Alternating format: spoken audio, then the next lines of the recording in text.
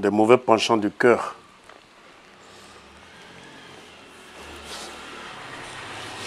Que le nom de l'Éternel Dieu soit béni. Quand les mauvais penchants du cœur se suscitent au-dedans de vous, qu'est-ce qu'il faut faire? Il faut leur dire niet. C'est comme ça.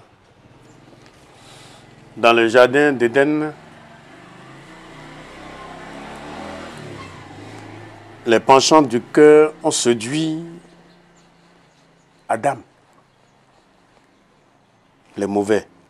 C'était ça. Et il a failli à sa mission. Mais le Seigneur Jésus-Christ, au cours de sa mission, après avoir jeûné 40 jours et 40 nuits, le diable vint en lui par les mauvais penchants du cœur, en lui disant que tu as faim, non? Regardez bien quelqu'un qui n'a pas mangé pendant 40 jours. Il lui transforme cette pierre-là en pain. Et il pouvait le faire, il a le pouvoir de le faire. Mais comme c'est le diable qui parle, il a dit non. L'homme ne vit que du pain, mais que de toute parole qui sort de la bouche de Dieu. C'est ce qu'il a dit. Alors, il l'amena sur un petit toit en lui disant de sauter. Jésus-Christ lui a dit, tu ne tenteras pas l'Éternel ton Dieu. Il est écrit, tu ne tenteras pas l'Éternel ton Dieu. Tu ne mettras pas l'Éternel ton Dieu à l'épreuve. On ne prouve pas Dieu. Alors, il fut amené sur une grande montagne, lui montra la richesse de toute la terre en lui disant, si tu peux te mettre à genoux devant moi, je te donnerai tout ceci. Vous savez ce que Jésus a dit? Il dit, Satan, sors d'ici. Car il est écrit, tu adoreras le Seigneur seul. Et c'est devant lui seul que tu as le droit de te prosterner. Et lorsqu'il a renvoyé, c'est en ce temps-là, dans le livre de Matthieu, chapitre 4, que les anges ont descendu, ont commencé par lui rendre service. Parce qu'il a vaincu le vainqueur.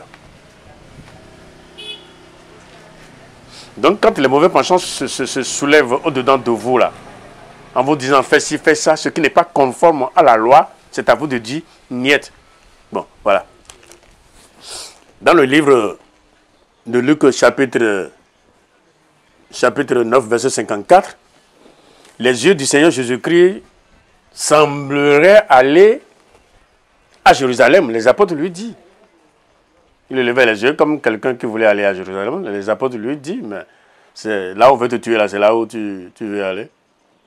Seigneur, comme Élie là, appelons le feu du ciel pour qu'il vienne les consumer.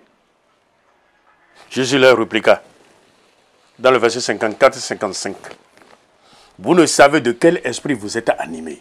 Donc il y a plusieurs esprits qui nous animent, puisque c'est dans le vent, le même vent qui souffre. Vous ne savez de quel esprit vous êtes animés. Le Fils de l'homme n'est pas venu pour détruire, mais pour sauver. C'est ce qu'il a dit. Donc quand les mauvais penchants se situent dedans de vous, là, qu'est-ce qu'il faut faire? C'est pour cela qu'il faut prendre le chemin de l'école biblique. Oui, pour séparer, pour faire la part des choses. C'était ça, c'est ce qui nous manque dans l'église. Lorsque le roi Ahab était dans les normes, le verset 13, le roi Ben-Hadad, le roi de la Syrie, a mené guerre contre. Mais Dieu a dit dans le verset 13 à Ahab, qui était encore avec le Seigneur, mais voici un prophète s'approcha d'Ahab, roi d'Israël, et lui dit, ainsi parle l'Éternel, vois-tu toute cette grande multitude? Je vais les livrer aujourd'hui entre tes mains. Vous voyez ça, non? Donc Dieu était là, son appui. Parce que les penchants, les mauvais, n'y étaient pas encore. Les mauvais penchants du cœur n'y étaient pas encore, donc Dieu était ami avec. Donc Dieu voulait combattre à la place du roi Ahab. Ok. Maintenant, suscité par les mauvais penchants du cœur qui s'animent au-devant de lui, il avait Naboth qui avait une vigne à côté de son palais. Il dit à Naboth, donne-moi ta vigne. L'autre lui a dit, c'est mon héritage, je ne peux pas te le donner. Le roi alla dans sa chambre coucher sans manger. Sa femme vint lui dire, mais pourquoi tu n'as pas mangé de trucs là? Il dit, oui, c'est parce que Naboth m'a refusé son champ de vigne. Il dit, mais lève-toi et mange. C'est toi le roi, non? Nous allons prendre ça. Comme les autres rois.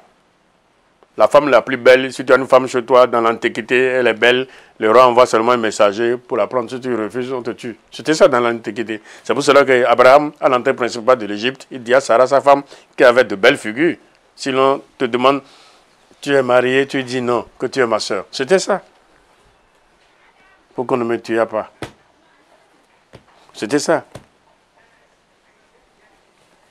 Voilà, donc c'était ça le problème. Bon. Nous revenons à la normale. Ahab a voulu jouer avec les penchants de son cœur qui ne sont pas les bons, mais les mauvais. C'était ça. Alors, la femme écrivit. Naboth a maudit le roi, a maudit Dieu et le roi. Mais ça, en Israël, quand on entend dire que tu as maudit le roi ou tu as maudit Dieu, tu es lapidé à mort. Alors, Naboth fut tué. Et après la mort de Naboth, le roi se précipita pour aller dans le champ. Élie, qui était sur son lit, a tout vu, a suivi la scène. Donc Élie est venu se placer entre la rue et la vigne. Et lorsque le roi est arrivé pour aller visiter la vigne, Élie lui dit, n'es-tu pas un meurtrier, un brigand? C'est ce qu'il a dit d'abord premièrement. Il dit, mon ennemi, tu m'as vu? Il dit, oui, je t'ai vu. Depuis mon lit, je t'ai vu. J'ai vu la scène. Tu es un meurtrier, tu es un voleur, tu es un brigand. Vous voyez ce que fait le mauvais penchant du cœur?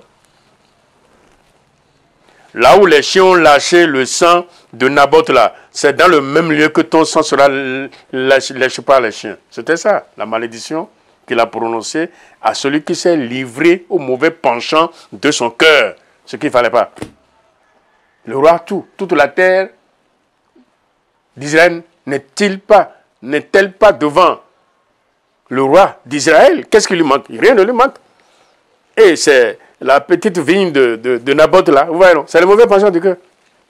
On appelle ça aussi la gourmandise. Est-ce que c'est ça? Oui, mais bien sûr. On appelle ça encore comment? Je ne sais plus.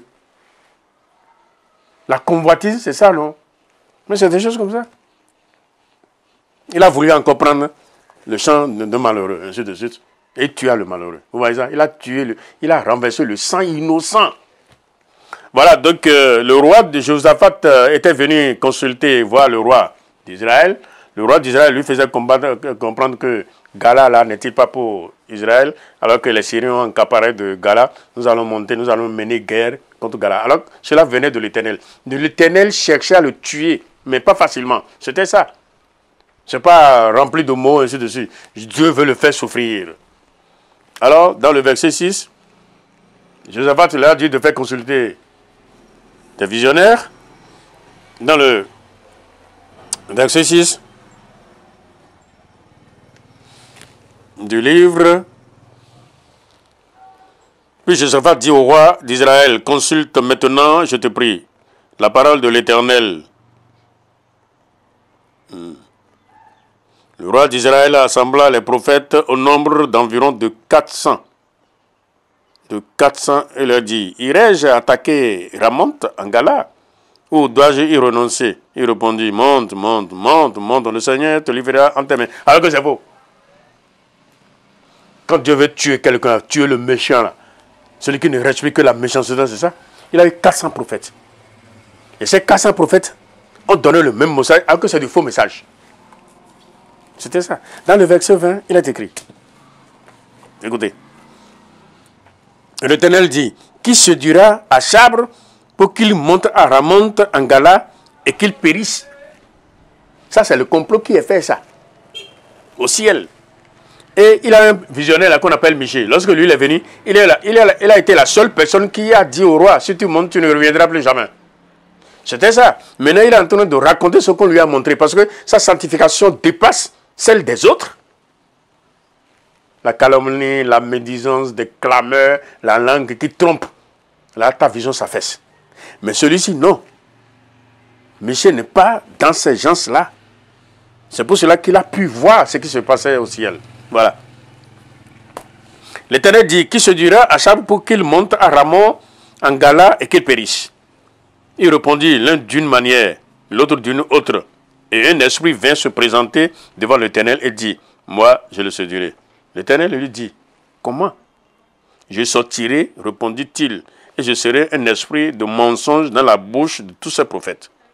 L'Éternel lui dit, tu le séduiras et tu en viendras au bout. Voilà, donc on lui a donné l'être. L'Éternel donne l'ordre à l'esprit du mensonge de venir séduire tous ces 400 prophètes pour qu'ils disent la même chose, alors que c'est la fausseté, pour que par là, le roi périsse. C'est ça les mauvais penchants du cœur. Qu'est-ce qui s'est passé? La guerre a commencé. D'abord, ils ont enfermé Michée en lui donnant des eaux empoisonnées. Et on lui a donné des feuilles comme le bœuf. C'était ça, pour le punir. Le roi a dit, bon, mettez-les dans les cellules, ensuite de suite, traitez-les de cette façon-là, jusqu'à ce que je revienne. Mais Michée lui a dit, tu ne reviendras pas. Si tu reviens là, donc Dieu ne m'a pas parlé. Bizarrement, dans le verset 34, la guerre était en flammes. Les Israélites étaient désespérés. Et quelqu'un, un homme vil, le verset 34, qui, par amusement, a tiré seulement son arc dans l'air. Il n'a vu personne. C'est-à-dire, par amusement, parce qu'il n'y a plus personne à tirer dessus, il a tiré son arc dans l'air seulement. Qu'est-ce qui s'est passé? Le verset 34. Alors, un homme tira de son arc au hasard. Il tira de son arc au hasard. Un homme qui tira au hasard son arc et frappa le roi d'Israël au défaut de la cuirasse. Le roi dit à celui qui dirigeait son char, tourne et fais-moi sortir du camp de bataille, car je suis blessé. C'est comme ça qu'il a été tué. On ne l'a pas vu, hein. On n'a pas tiré dessus. Hein. C'est parce que Dieu voulait de lui, Dieu voulait le tuer. C'est comme ça qu'il fait. C'était ça. Donc, la personne a tiré seulement au hasard son arc.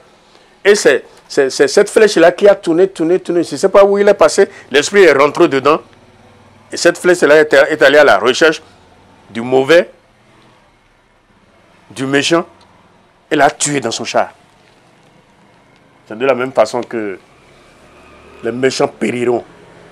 Ceux qui se livrent au mauvais penchant du cœur, qui se lient à la tuerie, qui ne font que tuer, la diffamation, la calomnie, qui met leurs frères en danger, ils tireront le même sort.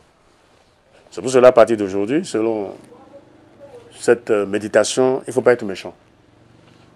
Il ne faut pas se livrer au mauvais penchant du cœur. Quand ça tourne mal, il faut essayer de le corriger. Quand le cœur te dit fais ci, fais ça, et que ce n'est pas conforme, c'est pour cela qu'il faut beaucoup lire la Bible. Tu lui dis non, ce n'est pas juste. On corrige ça tout le temps, c'est comme ça qu'il faut faire. Mais si vous ne le faites pas et que vous vous mettez en jeu avec les mauvais penchants du corps, vous allez périr comme cet homme. La flèche au hasard viendra vous clouer entre le ciel et la terre. Et c'en est fait de vous. Votre Bélélie sera chantée en plein midi.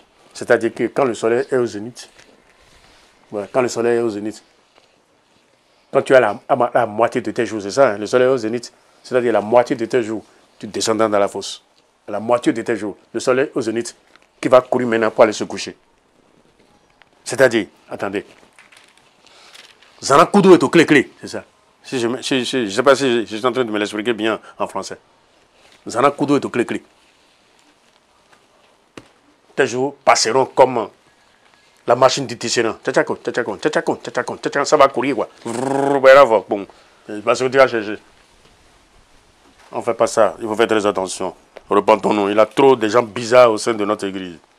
Parfois, quand tu fermes les yeux, ils sont parfois 3 têtes. Ce qui est bizarre, j'ai vu encore 7. Ce qui est encore bizarre, il fallait voir leur dos. Ils sont bizarres.